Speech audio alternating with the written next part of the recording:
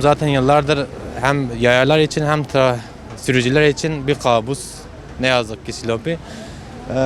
Trafik ışıkları olmadığından dolayı hem yaya geçişlerinde sıkıntı oluyor hem de arabalar için kazalar meydana geliyor maalesef. Yani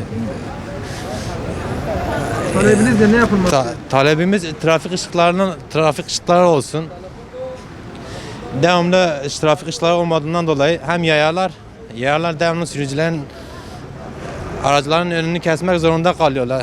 Sürücüler de haklı olarak kızabilirler buna. Trafik ışıkları olsa hem yaya güvenliği olur hem trafik aksamaz.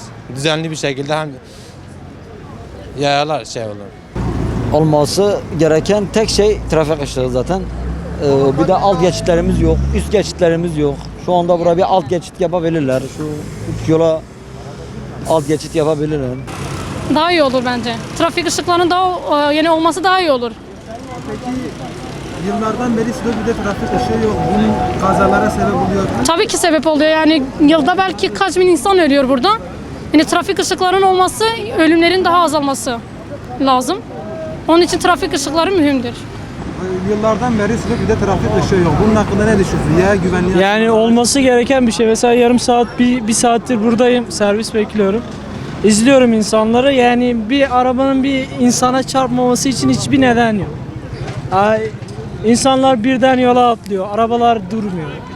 Trafik ışığı olsaydı en azından hani insanlar yaya geçidi geldiği zaman zamanında geçerdi. Silopi'de yıllardır beridir trafik ışığı yok. Bunun hakkında ne düşünüyorsun? Bunun altında ne düşünüyorum? Sahipsiz olduğun için memleket. Kimse mesela hiçbir şey düşünemiyor. Ancak zenginler ve fakirler kendini düşünüyorlar. Kimse bu memleketi düşünemiyor mesela. Yani trafik ışığının olmaması bence çok kötü. Buradaki insanın hayatı tehlikeye atılıyor. Bir an önce yetkililerin el atmasını istiyoruz. Yani biz şu an ben bir öğrenci olarak buradan geçiyorum. Hiçbir araba durmuyorlar çünkü trafik ışığı yok.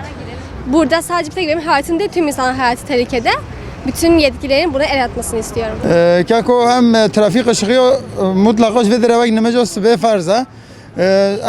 Çan solo ne ve de trafik ışığı.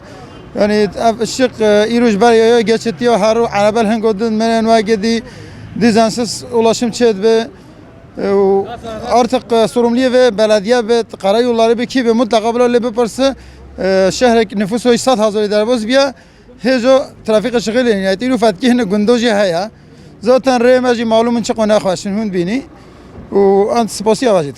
Vallahi ne diyorum? Kaç yıldan beridir buralarda ışık yok. Milletin can güvenliği yok açıkçası.